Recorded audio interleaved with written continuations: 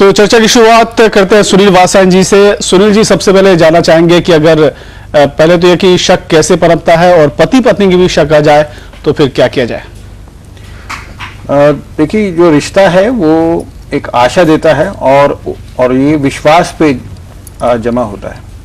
अगर वो विश्वास का जो उल्टा अगर हम देखें तो वो शक है कि कहीं ना कहीं अगर हम उस एक ऐसा रिलेशन में कहीं बीच में रुकावट आ जाती है, और वो अक्सर उसका कारण बाहर भी होता है और कुछ अंदर से भी होता है।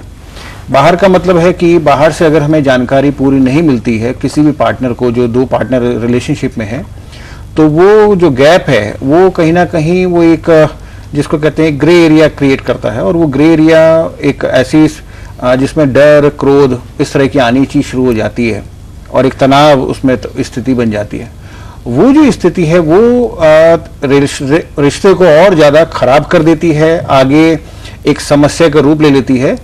और अक्सर क्या होता है कि वो फिर हमारा जो मन है वो बहुत पुरानी बातों को भी उसके साथ जोड़ करके देखता है। तो होती बातें हैं, कुछ ऐसी सच्चाई भी होती हैं और कुछ अगर गैप रह रहा है या हम तौर तरीके अपने कम्युनिकेशन के अगर हम खास तौर से ऐसे नहीं इस्तेमाल कर पा रहे तो उससे भी समस्याएं और बढ़ जाती हैं।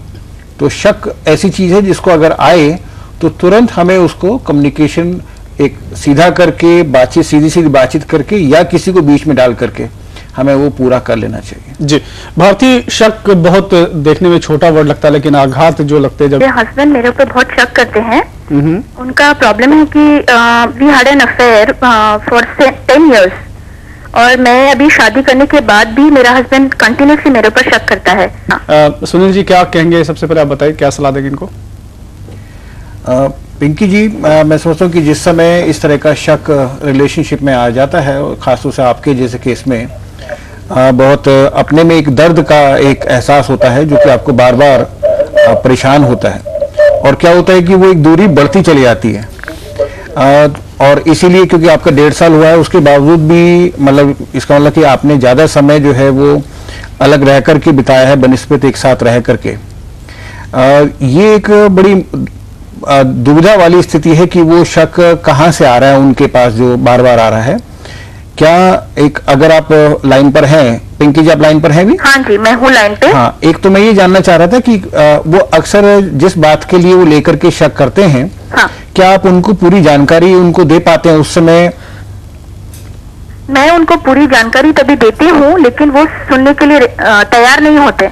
अच्छा, उसके पहले ही शक करना शुरू करते हैं। जिस समय वो आपसे प्रश्न करते हैं तो क्या आप बहुत बेचैन हो जाते हैं? आपके अंदर काफी गुस्सा या कि हाँ, वो मेरे पर ऐसा हो जाते हैं? हाँ, मैं गुस्सा हो जाती हूँ क्योंकि मैंने जो काम नहीं किया रहता है उसके बारे में शक किया जाता है और उसको मैं क्लियर करते करते मेरा टेंशन ज्यादा बढ़ जाता है। बिल्कुल, इसका मतलब क्या हुआ कि आप अक्सर जो है इस समस्या के साथ जो है ना आप अपने को काफी जूझते रहते हैं और अंदर ही अंदर अपने को कहीं ना कहीं बहुत डिस्टर्ब, बहुत ज्यादा अपने को परेशान किए हुए हैं और आप उसका कोई रास्ता भी आपको नजर नहीं आ रहा। तो उससे क्या हो रहा है कि जब आप कम्युनिकेशन करते हैं तो बहुत ज्यादा जब आप गुस्सा या तनाव आता है आपको, तो सामने वाला जो व्यक्ति है वो उसका मीनिंग ये निकालता है कि अगर आप सही है अपनी जगह तो फिर आप गुस्सा क्यों कर रहे हो। तो ये जो एक मीनिंग मैं जहां तक समझ पा रहा हूं कि कहीं ना कहीं वो एक मीनिंग अटैच करते हैं, और वो जो बातचीत जो आपको एक फैक्ट्स जिसको हमें कहते हैं कि फैक्ट्स क्लियर करना है, वो फैक्ट्स क्लियर ना होकर के बल्कि एक इमोशनल लूप में आप चले जाते हैं और वही चीज वहां पर उनकी तरफ पहुंच जाती है और परेशानी बढ़ती चली जाती है। तो इसके लिए थोड़ा सा एक ये कहना चाहूंगा कि रिलेशनशिप सफर तो कर ही रही है इसके अंदर, मगर जो अपनी भावनात्मक पहलू है उसके ऊपर अगर आप थोड़ा सा अलग से, जैसे नजीर साहब ने कहा कि हमें किसी काउंसलर की मदद लेनी चाहिए, तो जब आप अपने रिलेशनशिप को दोबारा से रिवाइव करने के लिए अगर उनके साथ जाते हैं या बातचीत करते हैं, अगर आप पहले किसी एक काउंसलर से अगर थोड़ा सा समय 1 या 2 सेशन अगर उनसे ले लेते हैं तो उससे क्या होगा कि जो आपकी इमोशनल कंफर्ट है वो बन पाएगा, क्योंकि जो दुख है और जो परेशानी है वो कम मतलब बहुत ज्यादा है, क्योंकि एक जो रिलेशन जिस मकसद के लिए हम शादी की या आगे एक बढ़े वो नहीं हो पाया, मगर उसके लिए एक कदम वहां बढ़ाएं।